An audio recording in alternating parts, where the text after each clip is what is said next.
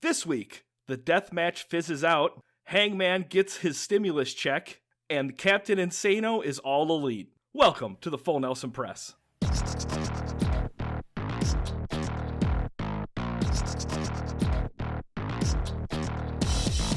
Hello everyone and welcome to the Full Nelson Press. My name is Brandon Kirkpatrick. I'm here with my co-host Peter O'Brien. Make sure you subscribe to the Full Nelson Press on YouTube and find our audio feed on any podcast app. Pete, are you ready to start a revolution? Dude, I'm a big AEW fan, and I'm just going to flat out say I was let down. I'm just going to say it. I'm just going to get it out of the way. There was something about it that was off. I don't know if I just wasn't in the mood to watch another damn wrestling show, but oh my God, the end just kills everything. The whole thing. All right, but let's get right into it. First match of the night, the opener to really get that crowd going. It's the AEW Tag Team Championship match. The Young Bucks defend their titles against Chris Jericho and MJF. You know what? I thought this was a pretty decent match to get the crowd going. The end of it, but I didn't mind this match as a great opener. It's cool to see Young Bucks do a bunch of things that weren't a bunch of super kicks. Yeah, it was fine. It was a good match. It was overall good. Now, is it just me? Or, I'm a big Jericho fan. He's my all-time favorite wrestler, but could he hang it up, maybe? Could he go straight into commentary? Right? Oh my God, I have to say this, and I'm so embarrassed to say that you were right, I was wrong, you're smart, I'm stupid. Ooh, this is nice. The commentary. One, JR doesn't even sound like he cares anymore. That whole thing, that's all I could hear is JR just trying to sell something, but also I'm obligated to be here. I really don't want to be here. Well, he was also sick. He just didn't need to be here tonight. I like Excalibur, and I think, Tony Schiavone. Those two are fine. They're great, but it didn't need JR because legit halfway through the pay-per-view, you just don't hear from JR anymore. And that's fine, just don't use them anymore. But then if he'll pop in with something, and it was almost like to add his 2 cents, but it really didn't need to be added. No. It didn't come off right. I don't know. I'm watching this wrestling match happen. I'm there's some cool moves, but JR did not put it over. But let's be honest, if they just used a JR soundboard, would you even have known he wasn't there? No, because it was so just monotone. Yeah. Let's get to Smash so quick. MJF is awesome. I think MJF and Jericho are a great duo. I love Jericho. I think Jericho is awesome. I think he's one of the best wrestlers ever. I actually think he is the GOAT. But when I was watching this match, I'm just this doesn't need to be him. I kind of would rather watch MJF and Wardlow and Jericho be their manager. Or have Jericho be on commentary because he's gold. He's so good on commentary. How great would it be to have the Inner Circle versus Team Taz, and then you just have Jericho and Taz on the commentating table for that entire match? Exactly. So I completely agree. I think that maybe Jericho's just doing this to help kind of elevate, but I don't know, maybe they're just not using him properly, I think. I really like Jericho. I just wasn't into it. I mean, the match was fine. It was good. Young Bucks don't put on a bad match. Super kick frenzy happened in it, like all their matches. And, the Meltzer Destroyer to win. And, yeah, it was okay. Yeah, it was a good start. It was a good match to open it up. But after this, I think was the match of the night, which was the Tag Team Casino Battle Royal match. I love this concept. It's pretty much just a Royal Rumble, but with tag teams. And I liked it a lot. It was a cool way to showcase the deep roster of tag teams that AEW can show. Not all those wrestlers are obviously signed to AEW, but it definitely makes it look that way. When they even get announced Pac and Phoenix, they don't get called Pac and Phoenix. They call Death Triangle. Exactly. They have a tag team name. It isn't just guys thrown together. And that's what bugs me so much about WWE is that they don't have actual tag teams. They just have Ziggler and Rude. Well, who are they? Right. A name goes so far because when you see Billy Gunn's sons come out and they're called the Gun Club, or you see Matt and Mike Sydal and they're called the Sydal Brothers, it gives them just a little bit more as a tag team. Yeah, there's more power behind it and not just two individuals. WWE could take so many notes from AEW's tag team division. These concepts can work in WWE, but WWE just doesn't want to do it. And this is where I always will give AEW the edge, is their tag teams and their development with their tag teams and how their tag teams have storylines. And it isn't just somebody thrown together for a match. These guys were all fighting for a title shot, and you could tell. Well, speaking of WWE comparison, I have a new segment for us here, Pete, where we figure out what WWE would name a certain tag team. We're going to go with Bear Country. What would WWE name them instead of Bear Country? I'm going to go with the Grizzly Express or the Brawny Raiders. That's not bad. I would call them the chest hair experience. Or they'd be like facial hair boys or something. Yeah, like, exactly. That's WWE in a nutshell. And I like Bear Country. I thought they were cool. I love Private Party. Like, I think Private Party's awesome. Dark Order comes out 3 separate times. Yeah. That's kind of weird. I love the Dark Order, though. I do too, but that's weird. Nope, I think they're great. The final 4 is John Silver, Jungle Boy, Pac, and Phoenix. It was really cool seeing John Silver versus Pac. I want to see more of that. I think those two are great together. I think Ray Phoenix is one of the best wrestlers I've ever seen. Oh, I think he killed he's it. so good. And Jungle Boy. Who would have thunk a guy named Jungle Boy can get a crowd over? Hell, if he was in WWE, cater, jokes. That would be his niche. He'd still be over, but the WWE wouldn't acknowledge it. Nope, and he kills it in the ring. He's really good in the ring. He's just smaller, but in Luchasaurus as a tag team, like, I'm okay with the Jurassic Express. Like, you can put belts on them, and it's believable. So when you got down to the final 4, I was like, okay, I'm all right with this. I was surprised John Silver didn't win because everyone else in the match were just flying all over the place. Like, at some point, they even had it, like, one of the refs were like, wait a minute, no. Phoenix went over the top rope, and they had to convince him that it was through the mid rope. Oh, my God. Phoenix's jump over the mid rope, and he hits on the barricade. I was like, oh, that's Oof. broken tailbone. So, yeah, congratulations. The Death Triangle win. Good for them. It was, like I said, an awesome showcase to tag teams. I want to see this every year. I really like this. It gets the tag division over. And WWE has enough of these tag teams, and they could do a lot more with tag teams, and they could create tag teams, but they just won't, and it drives me up the wall. So next is the Women's Championship match. Hikaru Shida puts her title on the line against the Eliminator Tournament winner, Ryu Mizunami. I tried really hard to figure this one out. Mizunami, I think it is. Mizu not going to be the champion, that's for sure, because she didn't win.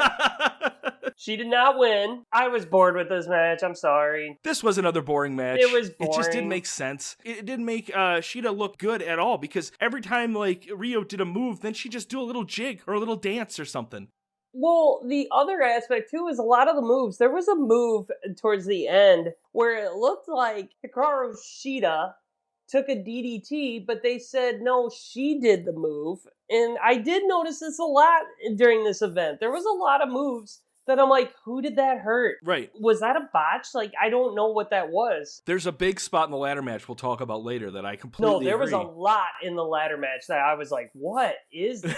This is sloppy. But anyways, these two did have a couple spots where I was like, that was a botch. That was a botch. Who even did that move? I just wasn't into it. Yeah, I agree. So Hikaru retains, so good for her. I don't know who's next for her. Nyla? Maybe, or Britt Baker, because after the match, they both come out. I like that Vicky Guerrero comes out too and gets some Karen kicks in as fucking Sheeta's on the ground. Yep. But then we get a face-off between Nyla Rose and Britt Baker, and then Thunder Rosa comes out for the save. So it's kind of going in all directions, and that's okay. That just makes me want to, as a viewer, be like, all right, I have to continue to watch this. But see, they build a storyline. The thing that AEW does know how to do so far is lead into something else instead of us waiting until Monday and just wondering what the hell WWE is going to throw together after a pay-per-view. Exactly. There's something happening at all these events that you're just like, yes, this is great. Now what's next? We know what's next. I'm ready. Let's go on to the next story. Also, why are all these women fighting over the women's championship belt? I hate the design. It looks so weak and flimsy. It's so tiny compared to like the tag belts or like the TNT belts. Oh, when I hate it. First came out, and everybody's big AEW fan, and I was just like, dude, this belt is a joke. It's terrible. The women can't get a better belt than that. Like, that doesn't look meaningful. It looks like a regular ass belt with a big buckle. It just looks like a regular Texas buckle. It looks like my hometown during frickin' Fair Days. Like, that's what I see when I see that belt. I don't see any, like, ooh, champion. It's like, no, your belt buckle's too big. Get away from me. You're scaring me. Congratulations on Hikaru on winning that rodeo. There's something about the women's division that's lacking, and one, it's talent. They have a lot of women there. They're just green. And they haven't built him up enough. And I just feel like Hikaru Shida is taking on someone who isn't even on the roster. They just get thrown in there. Like, they do tournaments, and that's how you get a new one. But you have this roster of women there that they don't really get a lot of title shots. Granted, Britt Baker was supposed to be, I think, the next one, but she broke her nose. So maybe they're working her back into it. But how many times has Britt Baker been injured? Like, as you're looking at it, would you really put the title on her right now? Yeah, you got it. You got to try it. You can't always be scared of if someone's going to get hurt. That's how people get buried. I would say Britt Baker probably needs another 6 months of not being injured before I put the title on her. That's stupid, because what if she gets hurt in 7 months? Exactly. That makes absolutely no sense. They can get hurt whenever. I know they can get hurt. She just gets hurt way too often. You got to give her some cooldown time. So next is the Miro and Kip Sabian versus Orange Cassidy and Chuck Taylor. The match starts backstage with some tomfoolery. Miro just drags Chuck Taylor out to the ring, and then they just ring the bell. They just beat up on him until Orange Cassidy comes out, and then the actual kind of tag match kind of begins at that point. This match didn't need to happen. It was something that would have been fun to watch on Dynamite. Yep, and don't get me wrong, I love Miro. Makes me miss heel Lana Rusev so much. Miro, he's also in shape, dude. And he looks like he's having fun again. I love the fact he won. Hopefully there's a little disarray between those two, because Miro needs to be on his own. He needs to be at the top of the card. Miro, not only does he destroy Orange Cassidy, Chuck Taylor, but he also destroys Penelope Ford, because he just doesn't give a fuck, and it makes her like catapult off the rope. So I think there's going to be some divide there, which is cool, because I think Miro can be a top heel where he's just a dude who loves to fight and doesn't care who gets in his way. Also, are you noticing how many managers are in AEW? Which is what I've been saying forever, and how you can utilize the WWE roster. Penelope Ford is getting so much airtime as a manager. Like, you're building stars like that. You can build up a person being a manager. Why WWE doesn't do it, I don't know. And also, now you're throwing a wrench into Kip Sabian and Miro by just having her there. It was all right. Yeah. It was entertaining, at least, so I'll give it that. But I want an actual match for Miro. It was entertaining. It's just not as entertaining as feeling. Oh my god. Where would that even work here? Bring it to the floor. I'm just kidding. No, that match was way more entertaining. Well, let's get into it's the big money match. Adam Page versus Matt Hardy. Okay, hold on one second. Here's one thing I heard, because I was watching, I watched a little bit of, the intro of, about the match. And they kept saying how smart Adam Page was. JR dropped a nugget of Adam Page graduated with a college degree in 2 years. I'm like, so an associate's? Right? Everyone does that. That's easy. Come on. Some of these interviews before these AEW matches, I do like how they're trying to give it a big fight feel, but Every some match. of the matches don't need it. No. This was one match that did not need it. Exactly. Like the shenanigans going on with Adam Page getting Matt Hardy's earnings, it's fine. It doesn't need to be any more than that. And you don't have to try to make it into some serious thing. We already are laughing at the fact that Adam Page is stealing Matt Hardy's money. Even though it did have a slow pace, and then Matt Hardy biting Hangman's finger didn't help. Private Party come out to interfere, and then half the tag team Casino Battle Royale come out, all of Dark Order. And save him, and, the nice thing about Matt Hardy, he does know how to get someone over. Hangman looked really strong. I liked it. I like Hangman. I think Hangman Page is a star. He should be at the top tier of the card. But also, I like the fact that he's feuding with Matt Hardy, and it worked. I was entertained. It was good. It was a good match. I liked it. The Buckshot Lariat's awesome. I love that move. But then, so Adam Page wins. He gets all this imaginary money, and then Dark Order, and then they all hug it out. So good for them. Next, it's the Face of Revolution ladder match. Cody Rhodes versus Scorpio Sky versus Penta Zero versus Lance Archer versus Platinum Max Caster versus Ethan Page. Whoa. The all-ego Ethan Page, all right? Oh, I'm sorry. My all-ego. bad. This match was for a giant ring from Sonic the Hedgehog. I couldn't stop staring at that. I know, right? It's a ring. in my head, I'm like, grab it by the brass ring. You know, they said the brass ring. I'm like, is that gold? I get it. It's a dig towards like the Vince McMahon grabbing the brass ring comment. Yeah, I think so. I like how AEW does take subtle digs at WWE. Me too. But that thing looked comical. It's all about the presentation. Like, if it would have been a case that had, like, I think they should have done, like, a class ring, you know, of a brass class ring for the year, and then every year, whoever wins that gets to keep that class ring. But, like, having it being Homer Simpson's donut just really didn't work for me. Okay, I'm about to turn heel on this ladder match, because I thought this was going to be a showstopper, jaw-dropping, great.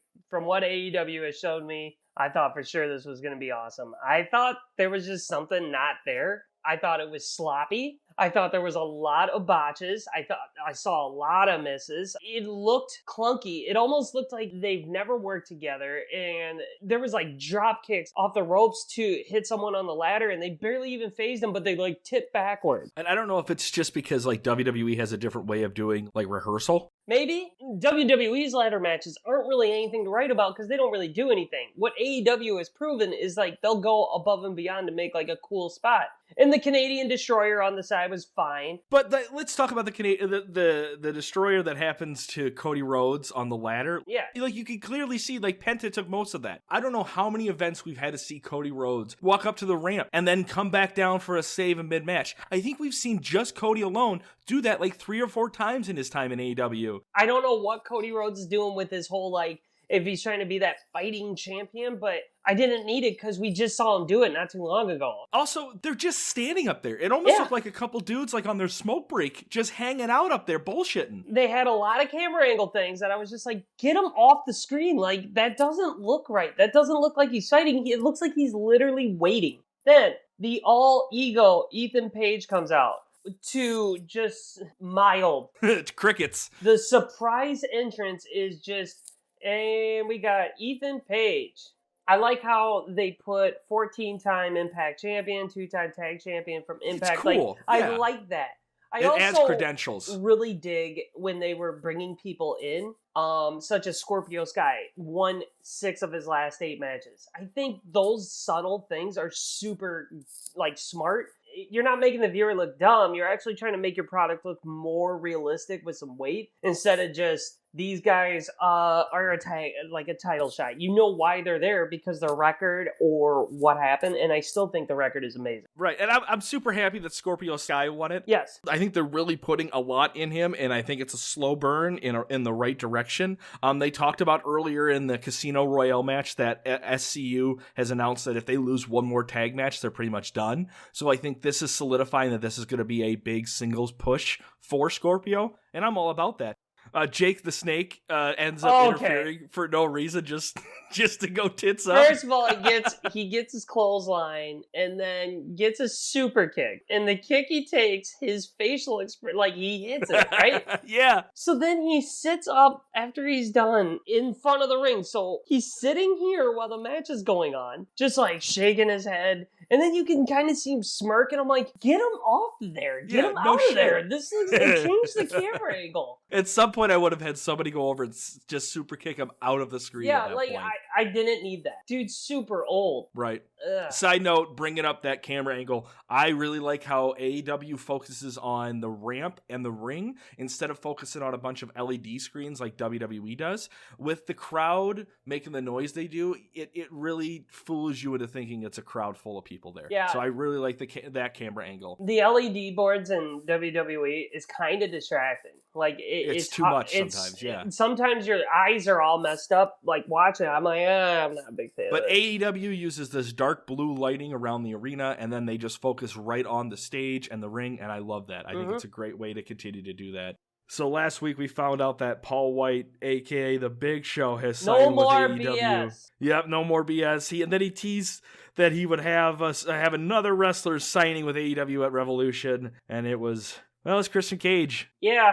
First of all, I thought when Big Show made his shirt, no more BS, I thought he was talking about his show on Netflix.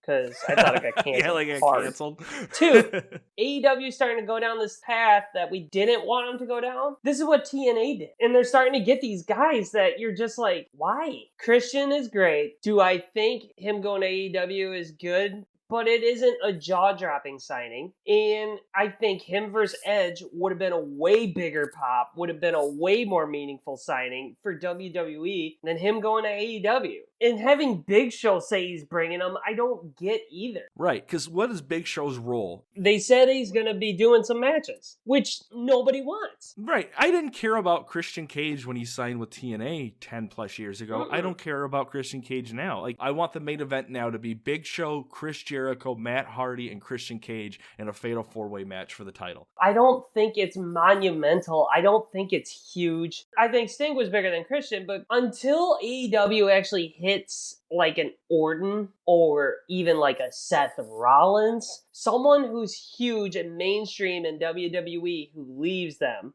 I'm not saying Christian can't wrestle. I fully believe he's a good wrestler, and I think he's great. You know, them getting Jericho right away was actually big. But now you're just kind of, Miro. Rusev was good, but he didn't have the following as a mainstream guy. Pac, great wrestler, just not that top tier guy. Just these guys that WWE just doesn't have anything for. AEW's last headlining wrestler that they got was Jon Moxley. Yeah, Jon Moxley was huge. R.I.P. to, Brody Lee. Like, that was a big one. I can't compare putting Jon Moxley against Christian Cage or Big Show or anybody like that. Like, I just don't care enough about that. Am I excited to see Jon Moxley versus Miro? Fuck yeah. I would love to see that match because I know AEW will deliver with that. Granted, their demographic is kind of our demographic is what they're hitting in, so maybe they know what they're doing. The thing that's starting to scare me, though, is TNA did the same exact thing. I mean, how long until we start seeing Booker T and Scott Steiner and wrestlers like that show up? That's what I'm afraid of. Which, by the way, big shout out to Al Snow. Al Snow was in the crowd, star-studded. Yeah, OVW. But that's how I look at the Christian signing, and I know a lot of people like Christian. Even if it was Cesaro, like, at least he's still relevant right now in the WWE. He's really, he's the guy that, you can keep getting the guys that they don't have anything for that people will be like, holy shit. You have to get somebody that you're excited about what he's going to do and not what he's done. We're going into next. Was it Sting and Darby Allin? Is that the next match? See, I feel like Sting was bigger because Sting was so WCW. Like, Sting is a name synonymous with wrestling. Not Christian. I agree. Well, speaking of Sting, it's the street fight match between Brian Cage and Ricky Starks versus Darby Allin and the icon Sting. This is one of those cinematic matches. Over them. And it takes place in a Tony Hawk Pro Skater level because it's just some weird warehouse. I was over it. I don't like cinema. It's worn off. Yeah, I'm over them too. Taz is commentating, which you could tell they're just watching a pre-recorded match. I don't know how you could make it look so blatant, but they did it. Because Taz is like, no, watch out for this part. Yeah, you don't need it. And surprise, all of Team Taz shows up to help. But it doesn't matter. Who's the third guy? Hobbs? Yeah. Hobbs and Brian Cage alone could have destroyed both these guys. They're huge. When Brian Cage brings Darby Allin upstairs and they talk about how physically impressive it isn't. Because Darby Allin is 100 pounds. Brian Cage picks him up as a suplex and walks up a flight of stairs. I'm just like, I hope you can do that. Your arm is the size of him. He puts more effort into taking a swig of water than he did fucking picking up Darby Allin. And Sting wins it. This is just... He kicks open the garbage can and just drops Darby Allin on it. I'm like, okay, that was neat, but also I'm just like, stop saying it. Now, if Sting did that, I would have been like, oh my God, Sting still has it. Right? That powerbomb that Sting took from Brian Cage was still more impressive than this entire street fight match. Darby Allin jumping off the top, that's not risky. I'm sorry, I don't. I watched him jump in a garbage can and fall off a half pipe or whatever. Right, we've been 2 years of seeing dangerous coffin drops. That was nothing. Darby Allin's coffin drop is more scary than what he did there. I really just want to say I'm done with cinematic matches. Never want to see him again. I'm over him. Darby Allin throws his bat like Whistler throws his sunglasses to Blade at the end of Blade 2. Good to see Sting still moving around, but I'm in the crowd of, I don't need to see these older guys anymore. Right, I want to see the young talent. I want to see Brian Cage bench press a house and throw Darby Allin through a second story window. From the ground, throw him up. Can we stop just dragging people around? Throw them through something to move them to another room. Not just them stumbling somewhere else. It's especially boring. because if it's a cinematic match, you have the time to figure out the pacing. Yeah, hell, put a stunt double in and throw someone through a brick wall. Right, how hard would it be to have someone masked up as Sting and just throw him through the most bonkers shit and just have Brian Cage kill Sting, and then surprise, he still shows up on Dynamite on Wednesday. Yeah, and everyone would be like, oh my god. I think this match just needed more explosions, so let's get into the exploding barbed wire death match for the AEW World Championship. Kenny Omega defends his title against Jon Moxley. I love that the referee is dressed up like a Breaking Bad character, and that's pretty much the only thing I enjoyed about this match. This match sucked. They said, there is wood with barbed wire. We're calling it the triple threat because there are landmines underneath it. Landmines, folks. You know what landmines are used for? It's to stop fucking tanks. No, there are not landmines in the ring. It was like WWE threw up on this because of all the stupidity they were saying. This whole match maybe was 18 Roman candles, and that was it. The ref and what he was dressed in, and they were like, he has flame retardant suit on, so he can't catch on fire. That's how serious we're taking this, folks. I'm like, no, dude, that guy's got COVID. Yeah, and yet the crowd is still standing around the barrier right next to everything. They're not wearing anything protective. Omega's manager is on commentating, and he brings up how we should stand back. And you could tell the gears are finally starting to turn where they're like, fuck, we should have had people back up for this. You're threatening how dangerous this match is, and it was just a powder keg of pit. Right? Are you really gonna, like, have some shrapnel hit Al Snow out there? Yeah, right? So Kenny Omega hits the ropes, and then an explosion. I'm like, well, if this is real, he's dead, but he's not. Right? I just felt stupid. And then I also felt like I was watching, like, ICP wrestling in the backyard. Like, just guys hitting each other with barbed wires and bats. And these two are too good in the ring to be doing this. The other thing is that Kenny Omega keeps, like, getting blinded by explosions. Why is it that people's sight keeps getting brought up in every Jon Moxley match? They consistently bring up people losing sight, losing an eye, not being able to see. It's in every Moxley match now. Yeah, and, like, I don't get why Moxley keeps getting put into these matches of, like, hey, John, remember that Asylum match you did? We really like it. Yeah, it's like, remember, we're not going to have you be the psycho Dean Ambrose from WWE. We're going to call you Jon Moxley, and we're just going to make you bleed a lot more. He's better than that. Like, Moxley can put on a meaningful, hey, this is a huge grudge match without the super death camp barbed wire bomb boom fest. Like, I don't need it. You have bits like when he uses the rope and he makes an explosive rope break, and they try to make it look like he sacrificed himself. It looked comedic. It didn't look like he was a daring move. If we're gonna rip on WWE for the cheesiness that they did with, like, the Inferno match, don't think AEW is going to get a pass from me saying, like, this is fine. This was almost worse. The reason why the Inferno match didn't work is because, what's the point? It's just on fire. Right. But nothing happened. No, it was bad. Every bit about it. Moxley gets cut open. The Good Brothers come out to help out with Omega. Omega ends up winning because he uses an explosive baseball bat. They do the countdown. The countdown sounded serious. The sirens, all that shit. But yet everyone's still standing around the ring. Then it gets to, like, the 17-second mark, and they're like, we gotta get the fuck out of here. Kingston shows up, lands over fucking Moxley, and then nothing. And Kingston tried so hard to sell it. And I love Eddie Kingston. I think he's awesome. I think he's very underrated. He's not a great wrestler. I don't think he's that fluent in the ring. But he's a great TV character for wrestling. He is. And he can talk. And when he talks, you feel the emotion. When he was sitting there trying to get John, I'm like, oh my God, like, I hope he gets John out of there. Like, Kingston's pulling this off. And then the fireworks happen. I'm like, oh no. Oh God. Oh my God, that's it? That's it? Like, poof?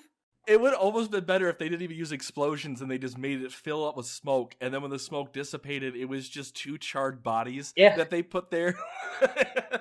And then Kingston's getting, like, tended to like he's died.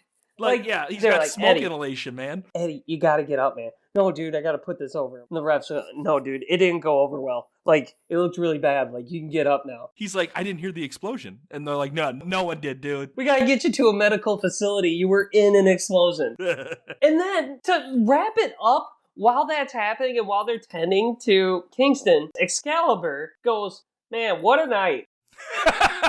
And that just stuck in my head. It just had the equivalent of, you had a big day today. Yeah, like, at least if something big like that happens, like, Cole's like, oh man, like, Bray Wyatt was just burned alive.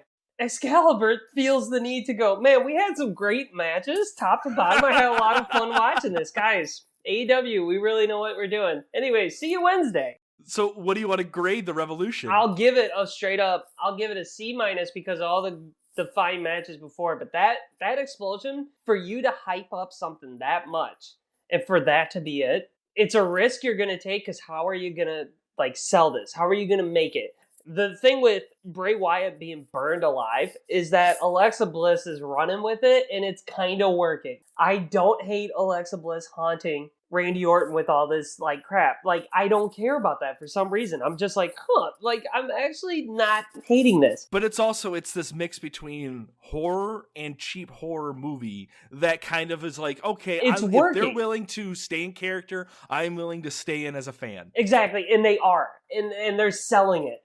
When you have this type of, like, build up for an, hey, execution, exploding ring, we're all gonna die, oh my god, the ref has COVID match, and that's the payoff, it just fell flat for me.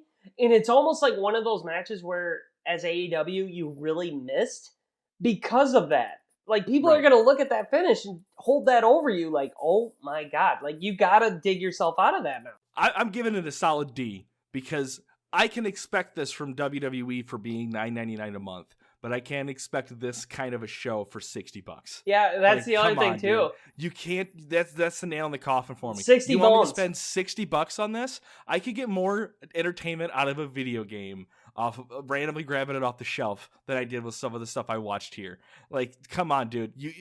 Entertainment versus profit. You're not gonna. It's sink or swim, man. Come on. It sucks. Like, I'm a huge AEW fan, and you know me, I try everything to, like, talk them up, but my god, this pay-per-view overall was just a big letdown. And when your last picture is that, and then Excalibur saying, what a night, it's like he has no sense of, like, the magnitude of the situation of a ring exploding. He kind of was just like, I'm done. This is going to be the second time in a row. My dud of the week is going to be the AEW commentating table, with Jim Ross just half-assing it, Excalibur just being like a total Byron Saxton, and then just, Taz calling the street fight match 3 seconds ahead of time. I was going to say the commentary, but the explosions. The pyrotechnic guy, that's where I'm at right now. It's the pyrotechnic guy. All right, man. Well, who is your stud of the week? Scorpio Sky. It's a good match. Okay. Yeah. You know, out of everybody, I think he was the best. Okay. I went with the entire Death Triangle, because they were killing it the entire night. Yep. I like them. I think the Death Triangle is really good. That is the Full Nelson Press, episode 97. If you enjoyed our witty banter on sports entertainment, search the Full Nelson Press on Instagram, Facebook, or follow our Twitter at TFNP. You can find myself at JohnnyJONNY_Tango and Pete here at MVP360. Pete, what you been playing? Shadow of the Tomb Raider starring Lara Croft. You're still playing that? Yeah, well, it's longer and I've been taking breaks in between. But yeah, it's a good game. I want to beat it. Wow. I still want to beat that thing. And then I also re-downloaded or reinstalled Call of Duty Modern Warfare, the remaster. Oh, yeah? Played a couple of that. God, I just love how much better that is than any Call of Duty right now. Like, really? It's so simple. 3, 5, and 7 kill streaks. Just get a helicopter, get an airstrike, get a UAV, and then redo it again. Like, it was fine. Love it. Well, yeah. Well, if you want to fight Pete, make sure you check him out. He's on. He's playing Call of Duty Modern Warfare and Tomb Raider even longer. Woo! Well, go watch some wrestling. Yeah, I bet.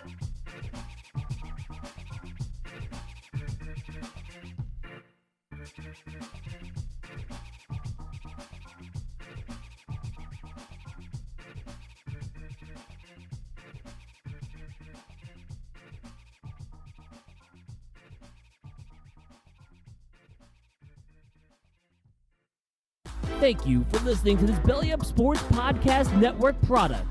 Some said we go belly up, so we made it our name, and we're still here.